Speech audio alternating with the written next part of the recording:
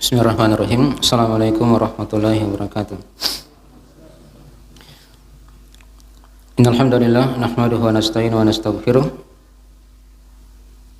Wa na'udzu billahi min shururi anfusina wa min sayyiati a'malina. May yahdihillahu fala mudilla lahu wa may yudlil fala hadiya lahu. Asyhadu an la ilaha illallah wa la syarika lahu. Wa asyhadu anna Muhammadan abduhu wa rasuluh sallallahu alaihi wa alihi washabihi wa man tabi'ahum bi ihsan ila yaumiddin wa ba'd. Baik, pada malam hari ini kita akan lanjutkan dari pembahasan kita mengkaji talqin ushulil aqidah lil amma.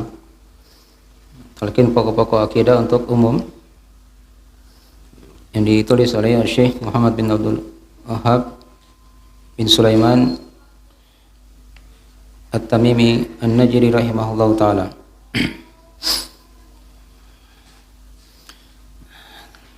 Baik, kita masuk di pembahasan yang ketiga. Setelah kita uraikan ayat yang kedua, pembahasan yang kedua dari cara mengenal Allah Subhanahu wa taala. Sudah diterangkan bahwasanya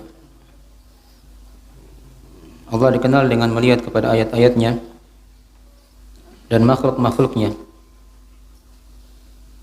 Dan Syekh menyebutkan satu ayat yang mengumpul semua dari perkara tadi itu. Ayat-ayat di surah Al-A'raf ayat ke-54. Ya. Terdapat padanya banyak faedah yang sudah diterangkannya dari faedah pokok. Situ terdapat padanya dari penyebutan ayat-ayat Allah yang sangat besar dari ayat-ayat kauniyah, sekaligus padanya penyebutan makhluk yang besar di mata manusia yang terlihat di alam semesta ini. Baik. Dan Syekh sudah terangkan situ ya. Kalau makhluk itu langit dan bumi yang terlihat jelas. Adapun ayat kauniyah yang memberi pengaruh yang jelas itulah malam dan siang, matahari dan bulan serta bintang-bintang. Seluruhnya tunduk kepada ketentuan Allah Subhanahu wa taala. Baik. Sudah diterangkan ya, padanya ada penetapan Allah yang Maha Mencipta, dan juga padanya ada penetapan nama Allah, penetapan nama Rabb, dan sekaligus penyebutan ada 8 makhluk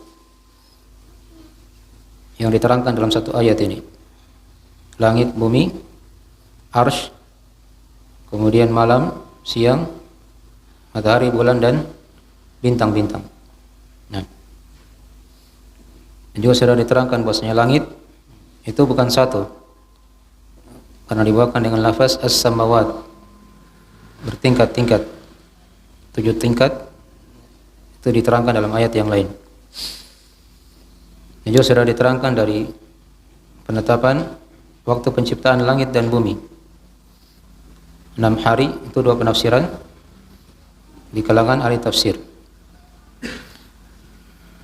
Dan juga sudah diterangkan tentang penetapan sifat istiwa untuk Allah Subhanahu wa taala, penetapan arsy sebagai makhluk yang paling besar, dan juga diterangkan bagaimana pengaturan Allah Subhanahu wa taala pada langit atau kepada malam dan siang, diatur sedemikian rapinya oleh Allah Subhanahu wa taala.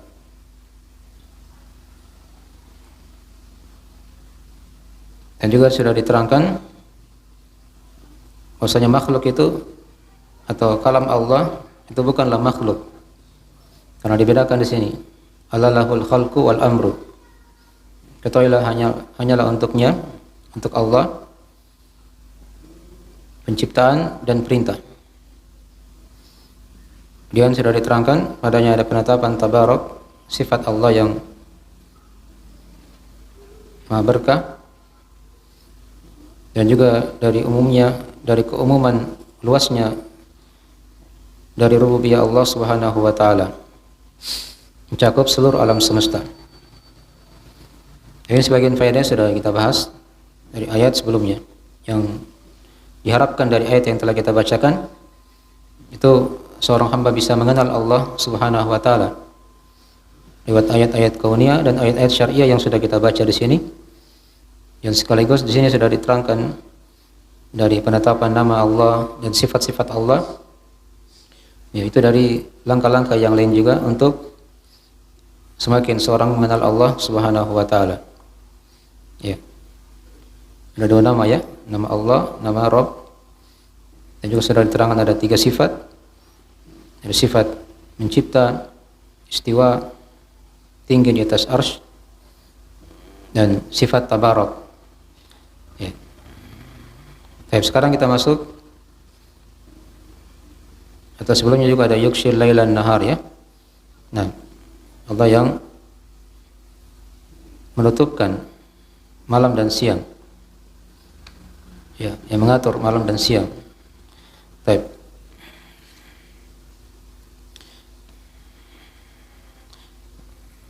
Berikutnya kita lihat di makna yang ketiga sekarang, atau di masalah yang ketiga ya, tentang penjelasan makna nama Allah. Ya, kata beliau rahimahullahu taala, fa idza qila laka ish ma'na Allah faqul ma'nahu dzul uluhiyati wal ubudiyyati ala khalqihi ajma'in. Dan jika dikatakan kepadamu apa makna Allah, maka katakanlah Allah itu yang memiliki penyembahan dan maha memiliki peribadahan atas makhluknya seluruhnya. Baik.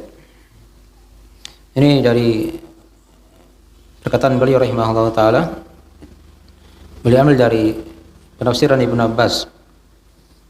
Dari penafsiran Ibnu Abbas radhiyallahu ta'ala anhuma, dari Ad-Dhahhak dari Ibnu Abbas radhiyallahu ta'ala anhuma, beliau berkata seperti itu. Bahwasanya Allah adalah dzul uluhiyah wal ubudiyah ala khalqihi ajma'in. Persis dari perkataan Ibnu Abbas radhiyallahu ta'ala anhuma. Baik. Dan juga dinukil dari Imam At-Tabari rahimahullah dari Ibnu Abbas di perkataan beliau yang lainnya dalam memberikan definisi dari nama Allah. Allah itu adalah huwallazi ya'luhuhu kullu syai' wa ya'buduhu kullu khalqin. Ya. Allah itu adalah dialah yang segala sesuatu itu menyembahnya dan segala sesuatu mengibadahinya. Nah, jadi mirip ya. Jadi ada dua dari riwayat dari Ibnu Abbas. Kalau dari riwayat Imam At-Tabari rahimahullah ta'ala, beliau katakan Allah itu huwallazi ya'luhu kullu syai' wa ya'buduhu kullu syai'. Allah itu adalah dialah yang disembah oleh segala sesuatu dan diibadahi oleh segala sesuatu. Di riwayat Ibnu Abbas yang lain, inilah yang dikatakan oleh Syekh di sini. Allah itu adalah dzul uluhiyati wal ubudiyyati ala khalqihi ajma'in. Dialah Allah yang maha memiliki penyembahan dan peribadahan atas seluruh makhluk. Nah, atas makhluknya seluruhnya. Baik. Jadi dari mana-mana yang memperjelas dari arti nama Allah Subhanahu wa taala. Jadi kalau meringkasnya, Allah itu kan artinya yang disembah atau yang diibadahi. Ya. Kalau mau diurai lagi ada dari pembahasan para ulama dari arti nama Allah itu. Asal katanya dari kata apa? Itu ada pembahasan juga di kalangan ulama. Jadi Allah itu dari kata al-ilah. dari kata al-ilah. Al-ilah artinya sembahan yang hak. Ya. Nah, dihilangkan hamzanya kemudian menjadi la. Ya. Ditambahlah dengan alif sehingga menjadi Allah. Baik. Itu dari pembahasan ringkas dari asal kata nama Allah Subhanahu wa taala. Ya. Sama dengan al-unas. Al-unas itu kan dihilangkan hamzanya, al-unas tinggal menjadi apa? Nas. Tambahkan alif menjadi an-nas gitu.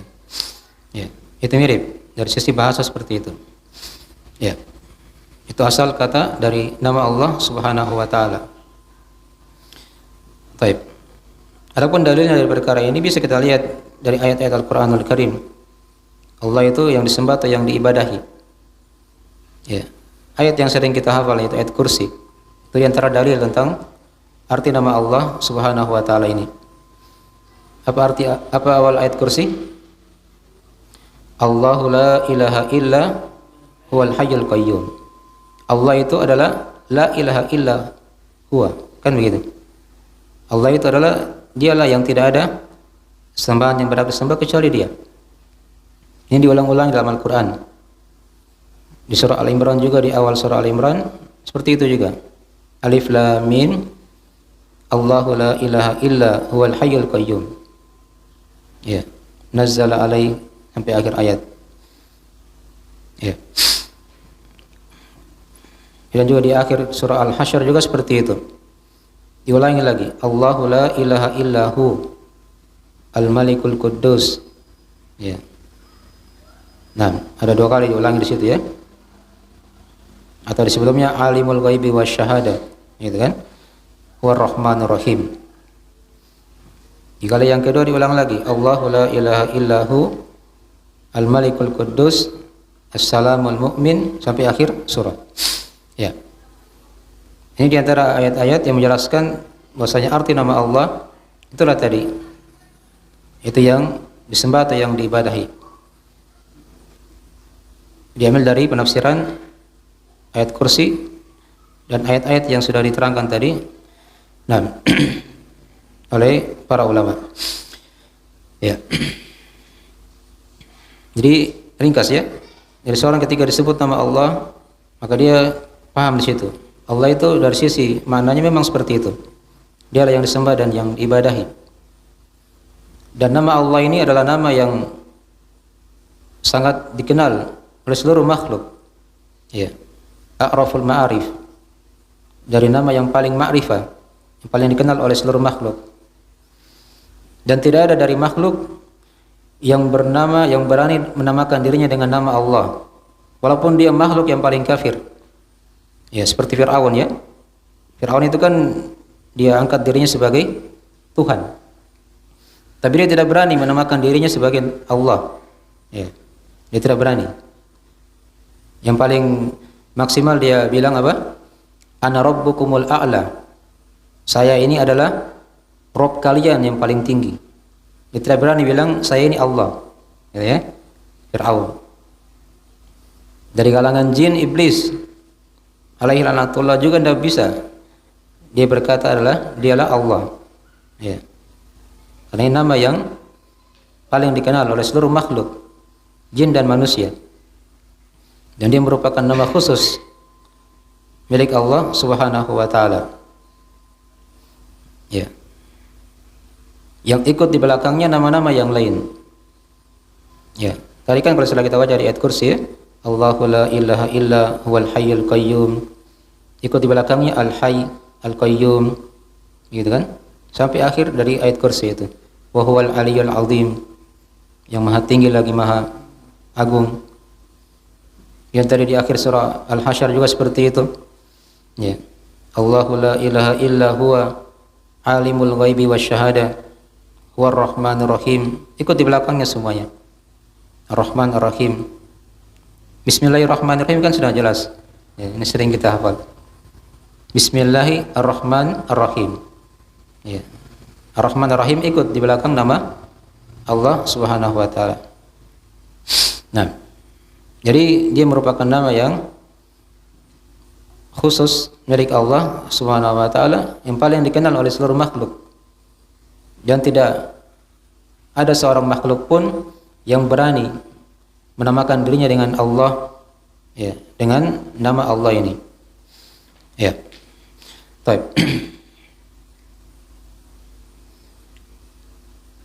Ya, kemudian diantara juga dari keutamaan nama Allah ini, dia merupakan nama yang paling agung. Ya. Dia ini merupakan nama yang paling agung yang diterangkan dalam hadis, jika seorang berdoa dengan nama tersebut, maka Allah akan kabulkan doanya. Jika dia minta dengan nama tersebut, maka Allah akan beri apa yang dia minta. Itulah tatkala dia berdoa di awal doanya, dia panggil Allah dengan Allahumma. Ya, dengan Allahumma. Ya. Itu di antara dari keutamaan nama Allah Subhanahu wa taala. Sudah berapa itu? Keutamaan nama Allah. Pertama tadi apa? Dia nama yang paling dikenal. Yang kedua, dia merupakan nama khusus milik Allah. Ya, tidak ada makhluk yang berani dengan nama tersebut. Ya, sampai makhluk yang paling kafir pun tidak berani menyebut dirinya sebagai Allah. Yang ketiga tadi apa? Nama Allah ini ikut di belakangnya nama-nama Allah yang lainnya. Ya. Paham ya? Tidak pernah didahului sebelumnya dengan nama yang lain. Allah yang terdepan, baru ikut di belakangnya nama-nama yang lain. Ya. Yang tadi yang keempat, nama Allah ini dari nama yang paling agung. Ya, yang jika seorang minta kepada Allah dengan nama tersebut, Allah akan kabulkan doanya. Ya. Dan diberi apa yang dia minta. Baik. Sudah 4 ya dari keutamaan nama Allah Subhanahu wa taala. Ya. Kemudian juga di antara keutamaan nama Allah diterangkan oleh para ulama, ya.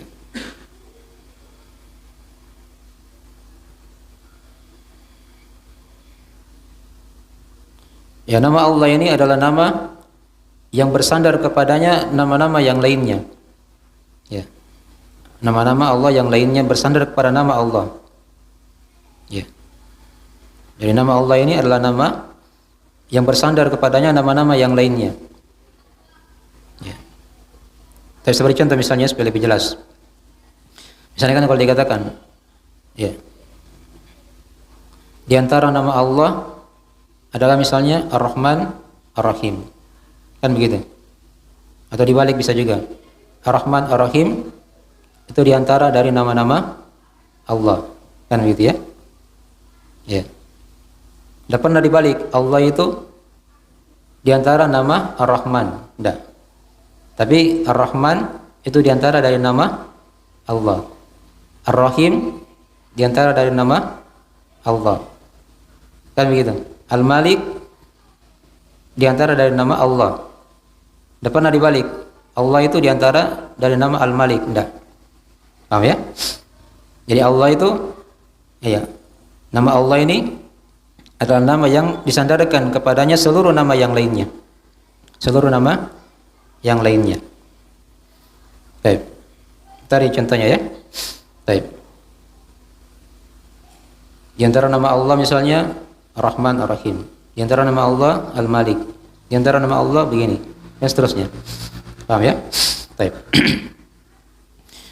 Sudah 5 ya. Kemudian yang ke-6 di antara dari keutamaan nama Allah, ya. Nama Allah ini dia merupakan nama yang dengannya itu syah keislaman seorang hamba. Ya. Dengan nama Allah ini akan syah keislaman seorang hamba.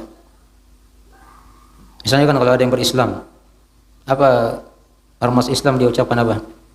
Hah? Hah? Syahadat. Apa syahadat itu? Asyhadu an la ilaha illallah. Ya. Jangan diganti di situ misalnya asyhadu an la ilaha illar rahman. Tidak boleh ya? Itu tidak sah Islamnya kalau dibilang begitu. Harus dibilang apa? Asyhadu an la ilaha illallah. Kan begitu. Ya, jangan diganti pakai nama yang lain. Dengannya akan syah apa? Keislaman. Ya. Baik. Kemudian juga diantara dari keutamaan nama Allah, ya. Sudah berapa ini? Yang keenam, yang ketujuh. Baik. Dihitung ya. Sekarang saya tulis semua.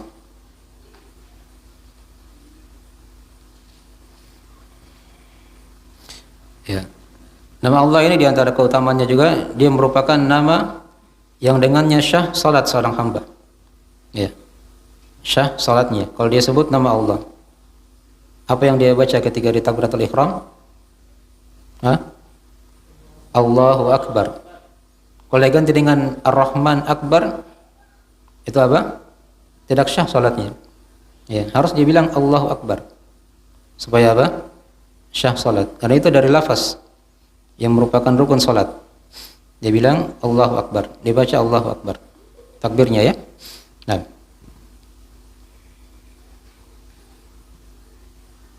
Ya, sekiranya itu aja dulu ya, dari 7. Kita lengkapi 7 aja. Ya. Nah, dari keutamaan nama Allah Subhanahu wa taala. Coba ulangi tadi satu orang. Apa tadi? Yang pertama, dari keutamaan nama Allah. Hah?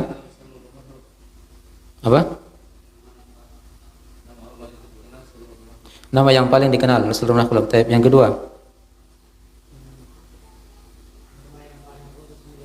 ya, nama yang khusus milik Allah, yang tidak pernah makhluk bernama dengannya, bahkan mereka tidak berani, gitu kan? Yang ketiga, ya, nama Allah itu adalah nama yang ikut di belakangnya nama-nama Allah yang lainnya. Bismillahirrahmanirrahim, gitu kan? Allahu la ilaha illa huwal hayyul qayyum, dan seterusnya. Ya, yang keempat,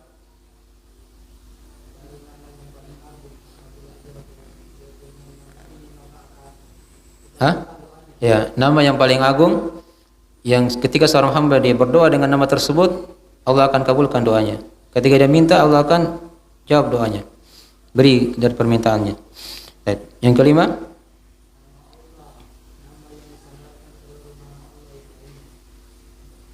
nama yang disandarkan, ya, nama Allah yang lainnya. Yang keenam,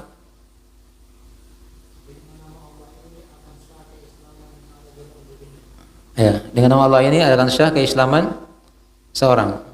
Dibaca asyhadu an la ilaha illallah. Bukan diganti dengan nama yang lain, tidak boleh. Yang ketujuh, ya, salatnya akan syah. Baik. Ada lagi yang lainnya kalau mau diurai ya. Di adzan itu kan dipakai juga. Asyhadu an la ilaha illallah. Tidak boleh diganti dengan nama yang lain di situ. Nah. Ya, baik, dan seterusnya. Itu 7 aja dulu ya, sebagai dasar-dasar dari apa cara kita mengenal nama Allah Subhanahu wa taala ini. Baik. Jadi dari masalah yang ketiga yang dibahas dalam pembahasan ini ya. Baik. Sekarang kita lihat di masalah yang keempat, sedikit lagi kita masuk ya, baru kita tanya jawab. Kata beliau rahimahullahu taala, ini fase yang keempat dari langkah-langkah kita mengenal Allah Subhanahu wa taala. Tadi yang ketiga kita sudah tahu apa itu arti nama Allah dan keutamaan-keutamaannya, yang dengannya kita hendaknya lebih semakin cinta kepada Allah Subhanahu wa taala.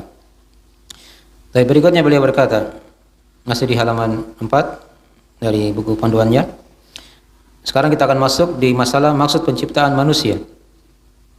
Ya, jadi kita dicipta di muka bumi ini oleh Allah untuk apa? Ya. Kata beliau, fa idza qila laka li ayyi syai'in Allahu khalaqaka faqul li ibadatihi. Nah. Dan jika dikatakan kepadamu, untuk apa Allah menciptakanmu? Ya. Untuk apa Allah menciptakanmu di muka bumi ini? Ya. Li ayyi syai'in Allahu khalaqaka. Untuk apa Allah menciptakan kamu? Maka katakanlah faqul li ibadatihi. Maka katakanlah, nah, yaitu untuk beribadah kepadanya. Untuk beribadah kepadanya. Taib. Ini yang kita akan bahas, yaitu tentang makna ibadah. Tentang makna ibadah itu apa? Taib. Ya, ibadah itu secara bahasa diterangkan oleh para ulama dari mana al-khudu, ya, wadzul, merendahkan diri, ya, menghinakan diri. Itu dari makna-makna ibadah, ya. Baik. Al-khudu wadzul, ya. Ada perendahan diri, penghinaan diri. Ada juga yang mengatakan al-ibadah itu al-inqiyad, artinya dia ada keterikatan. Ya, ada keterikatan. Ya, dan semuanya tidak bertentangan, ya. Karena seorang ketika dia beribadah kepada Allah, itu kan dia hinakan dirinya di depan Allah. Ya. Direndahkan dirinya dan dia senantiasa terikat dengan syariat Allah Subhanahu wa taala. Jadi dalam kehidupan ini tidak ada yang dikatakan dia merdeka. Ya, dia bebas. Tidak diatur. Tidak ada seperti itu, ya. Kita semuanya ini terikat dengan ketentuan syariat Allah Subhanahu wa taala. Ya. Jadi kalau misalnya dia berlepas dari penghambaan kepada Allah, maka dia akan masuk kepada penghambaan kepada selain Allah Subhanahu wa taala. Mungkin dia sembah syaitan, atau mungkin dia sembah hawa nafsunya. Ya. Atau mungkin dia sembah dunia nanti. Ya. Dia tidak akan bisa lepas dari perbudakan. Ya. Karena di muka bumi ini hakikat seorang hamba itu dia, ya, menghinakan dirinya. Kalau dia tidak menghinakan dirinya kepada Allah, maka dia akan hinakan dirinya kepada selain Allah Subhanahu wa taala. Apakah kepada syaitan, atau kepada hawa nafsunya, atau kepada dunia. Ya. Itu kan ada yang dikatakan hamba-hamba dunia. Diterangkan dalam hadis itu kan. Kata Nabi, ta'isa abdud dinar, ta'isa abdud dirham. Celakalah hamba-hamba dinar, celakalah hamba-hamba dirham. Jadi mereka dikatakan hambanya dinar, hambanya dirham, tatkala dia berlepas dari penghambaan kepada Allah Subhanahu wa taala. Nah, ya. Maka seperti itu. Jadi itu mana-mana ibadah, ya. Jadi seorang hamba ketika dia dikatakan beribadah, itu ada makna-makna tadi itu, merendahkan dirinya, menghinakan dirinya, dan senantiasa terikat dengan syariat Allah Subhanahu wa taala. Jadi muka bumi ini seperti itu kita diciptakan oleh Allah. Ya, itu dari makna ibadah tadi secara bahasa. Kemudian secara istilah ibadah itu ada banyak definisi di kalangan ulama, tapi yang paling bagusnya adalah definisi yang diterangkan oleh kebanyakan ulama, yaitu yang dikatakan oleh Ibnu Taimiyah, oleh Syekhul Islam Ibnu Taimiyah rahimahullahu taala. Ibadah itu adalah ismun jami' likulli ma yuhibbuhu Allah wa yardah minal aqwal wal af'al, atau minal aqwal wal amal al-zahir wal batinah. Ya. Ibadah itu kata beliau nama yang melingkup. Ya. Segala yang dicintai dan diridhai oleh Allah. Dari perkataan dan amalan.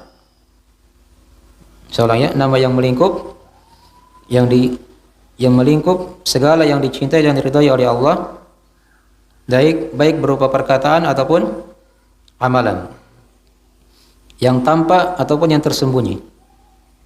Itu definisi ibadah yang paling baiknya.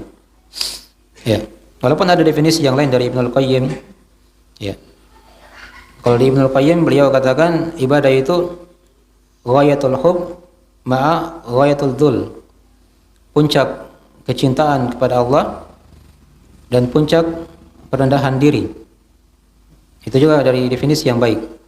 Nah, yang tidak lepas dari mana-mana ibadah tadi itu. Ya. Jadi kita kembali tadi pada definisi Ibnu Taimiyah, ya. Kata beliau ibadah itu dia suatu istilah, nama, ya, yang melingkup segala yang dicintai dan diridhai oleh Allah. Jadi itu ukurannya ibadah. Kapan dicintai dan diridhai oleh Allah, maka dia dikatakan ibadah.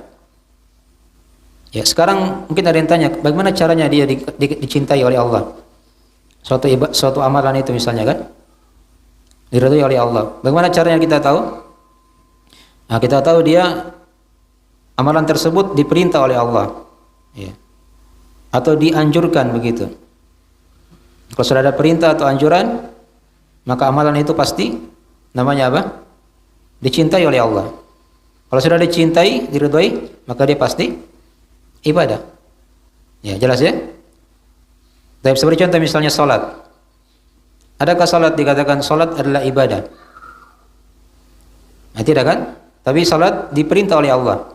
Wa aqimus shalah. Ya, wa atuz zakat. Zakat juga seperti itu. Dirikanlah salat, bayarlah zakat. Nah, kapan diperintah oleh Allah zakat, puasa atau salat tadi juga sebelumnya? Maka dia pasti dicintai oleh Allah dan diridhoi. Kalau sudah dicintai diridhoi, maka dia pasti ibadah. Jelas ya? Maka dia pasti ibadah. Jadi begitu caranya dilihat ya, semua amalan yang lain juga seperti itu. Diukur, dilihat.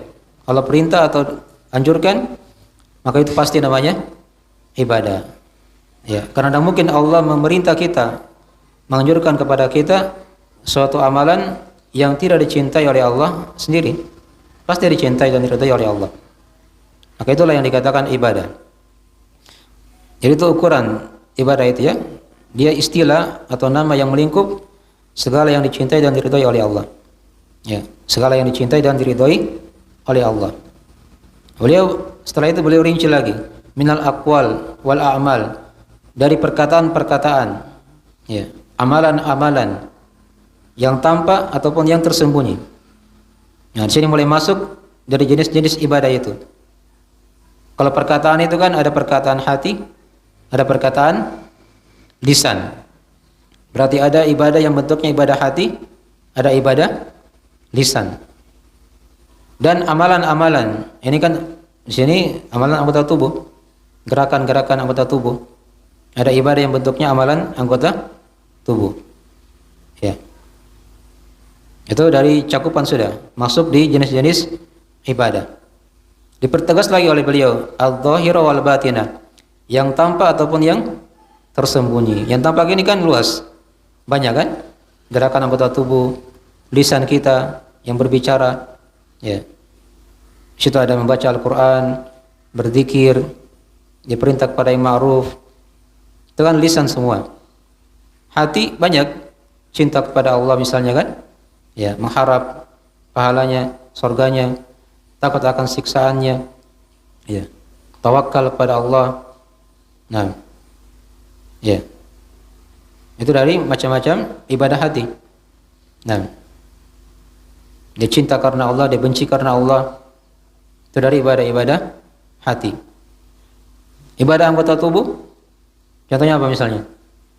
Ya, salat. Bahkan salat ini dia bergabung semuanya, antara anggota tubuh, lisan, dan apa? Hati. Ya. Nah, yang tampak, yang tersembunyi. Jadi itu definisi ibadah ya. Jadi soal yang tadi, definisi ibadah itu adalah nama yang melingkup, ya, segala yang dicintai dan diridhai oleh Allah, baik itu berupa perkataan ataupun perbuatan yang tampak ataupun yang tersembunyi. Dari situlah ibadah terbagi-bagi tadi. Ada ibadah hati, ada ibadah lisan, ada ibadah anggota tubuh. Ya, bahkan ada ulama yang menambah lagi dua lagi. Ada ibadah harta.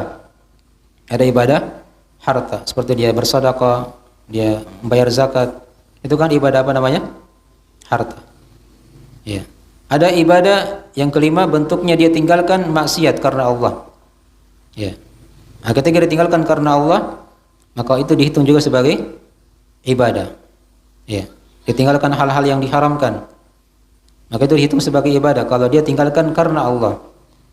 Bukan karena terpaksa atau karena dilihat orang, tapi karena Allah Subhanahu wa taala. Nah, itu 5 jenis ibadah ya, kesimpulannya. Ini diterangkan oleh Imam As-San'ani rahimahullahu taala dan juga diterangkan oleh Syekh Muhammad bin Abdul Wahhab Al-Wasabi rahimahullahu taala dalam Al-Qaul Mufid. Itu 5 jenis ibadah. Ada hati, lisan, anggota tubuh, apa tadi? Harta, dan meninggalkan dosa dan maksiat, hal-hal yang diharamkan karena Allah Subhanahu wa taala. Baik. Jadi selesai sudah pembagian ibadah dan sekaligus definisi ibadah. Baik, nanti insyaallah taala kita akan lanjutkan di lain waktu lagi di pekan depan. Masih kita akan bahas di masalah yang keempat ini ya, seputar masalah ibadah dan ayat yang kita akan baca nanti beliau bawakan di sini ya. Baik. Segera itu dulu. Ada yang ditanyakan dari pembahasan?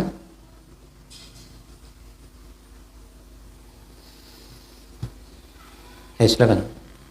Kalau ada yang ditanyakan, sekitar 3 atau 2.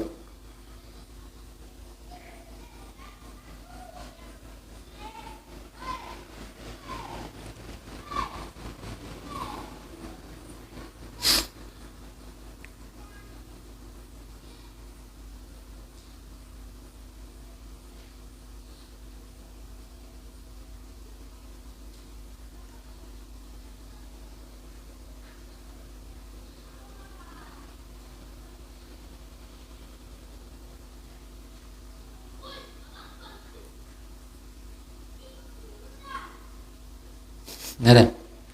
Baik. Kalau nanti kita lanjut sedikit. Belum masuk waktu sedikit lagi ya.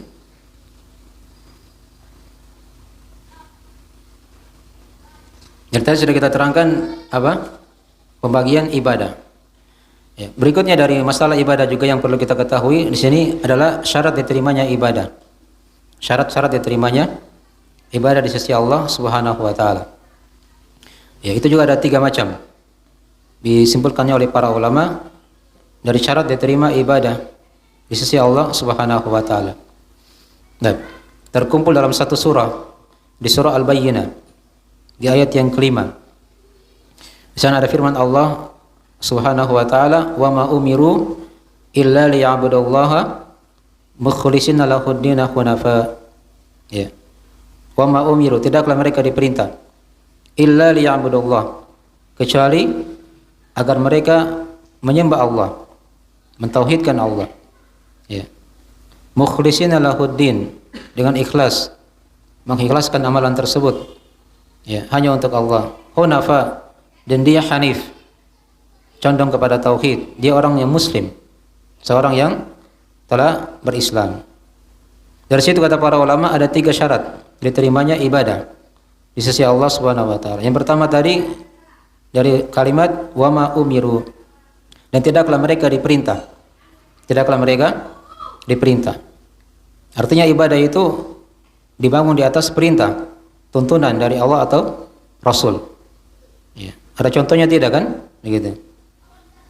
Salat itu kan ada contohnya. Ada perintah kan dari Allah. Rasul juga mempraktekannya. Ya. Ada juga hadis-hadis yang jelas dari sabda beliau sallallahu alaihi wasallam. Ya, rukun-rukun Islam kan segera dari hal yang kita maklumi. Nah, karena kapan dia beribadah dengan sesuatu yang tidak ada dalilnya dari perintah dari Al-Quran atau hadis, maka ibadah tidak akan diterima oleh Allah. Sudah kita maklumi kan hadisnya. Hadis riwayat Al-Bukhari Muslim. Dari Aisyah radhiyallahu taala anha, kata Nabi sallallahu alaihi wasallam, "Man ahdatsa fi amrina hadza ma laysa minhu fahuwa raddun." Siapa yang beramal suatu amalan, yang mengada-adakan suatu amalan, kata Nabi, ya, yang tidak ada perkaranya dari tuntunan kami, maka dia akan tertolak. Jelas ya? Di hadis riwayat Muslim, "Man amila amalan laisa alaihi amruna fahuwa raddun." Siapa yang beramal suatu amalan yang tidak ada tuntunannya dari perkara kami, kata Nabi, maka dia tertolak. Ya. Innama yataqabbalullahu minal muttaqin. Sesungguhnya Allah hanyalah menerima dari orang-orang yang bertakwa saja. Di antaranya tadi dia periksa amalannya. Apakah ada tidak contohnya, dasarnya dari ayat atau hadis, dari amalan Nabi atau para sahabat. Jelas ya? Baik, ini syarat yang pertama dari syarat diterimanya ibadah. Kemudian yang kedua, dia ikhlas. Dikatakan tadi mukhlishina lahuddin. Ya. Ikhlas hanya mengharap wajah Allah. Ya, mengharap surganya, mengharap perjumpaan dengan Allah Subhanahu wa taala pada hari kiamat nanti. Dia hilangkan dari perkara-perkara dunia, ingin dilihat orang, ingin didengar orang. Ya. Ketika ada hal-hal tersebut masuk di sebuah ibadah, maka tidak akan diterima ibadahnya oleh Allah Subhanahu wa taala. Nabi terangkan dalam hadis di hadis qudsi ya. Di situ ada firman Allah Taala, "Ana aghna syuraka ani syirk." Kata Allah, aku itu adalah yang tidak butuh dari syarikat-syarikat. Ya. Nah, man asyraka fihi ma'i ghairi taraktuhu wa syirkahu. Siapa yang beribadah kepadaku, kata Allah, dan dia perserikatkan aku dengan yang lainnya, maka aku tinggalkan dia dengan kesyirikannya. Tidak diterima oleh Allah Subhanahu wa taala. Ya. Ini syarat yang kedua. Ya, dia murni hanya mengharap wajah Allah. Jangan dicampur dengan perkara-perkara dunia ketika dia beribadah kepada Allah. Ingin dilihat, ingin dipuji, ingin didengar, dan seterusnya. Karena itu tidak akan diterima oleh Allah Subhanahu wa taala. Kemudian syarat yang ketiga dikatakan tadi di ayat hunafa. Ya. Dia hanif. Hunafa ini jamak dari kata hanif. Hanif ini adalah orang yang condong kepada tauhid. Dia seorang yang muslim. Dia seorang yang muslim. Apa artinya kalau dia seorang muslim? Artinya kalau dia seorang kafir misalnya, dia ikhlas. Walaupun dia ikhlas dan amalannya sesuai dengan tuntunan Nabi, tapi tidak diterima ibadahnya. Tidak diterima apa? Ibadahnya. Karena mereka kafir kepada Allah. Ya, jelas ya? Ini syarat yang ketiga penting ya.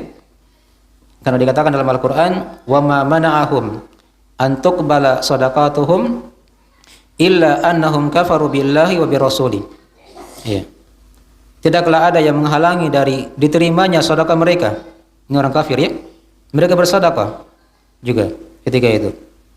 Kata Allah, dan tidak ada yang menghalangi dari diterimanya sedekah mereka ya, kecuali karena mereka ini kafir kepada Allah dan kafir kepada Rasulnya. Jadi mereka bukan muslim, bersedekah, diterima tidak ibadahnya? Tidak diterima ibadahnya walaupun dia ikhlas. Ya. Walaupun dia sesuai dengan tuntunan Nabi, sedekah kan ada dalilnya. Ya. Tapi ketika dia bukan muslim, ya, maka ini tidak diterima oleh Allah Subhanahu wa taala. Di akhirat nanti akan dijadikan bagaikan debu yang berterbangan. Wa qadimu ila ma amilu min amalin faja'alnahu haba'an manthura.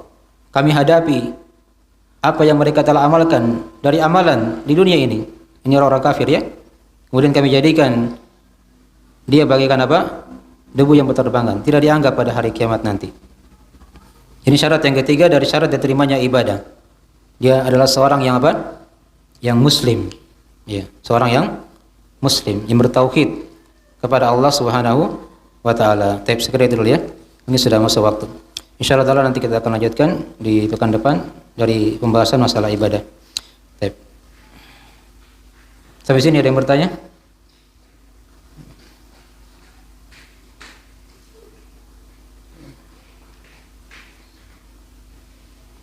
Jadi tadi sudah kita bahas definisi ibadah, pembagian ibadah, dan syarat-syarat apa tadi?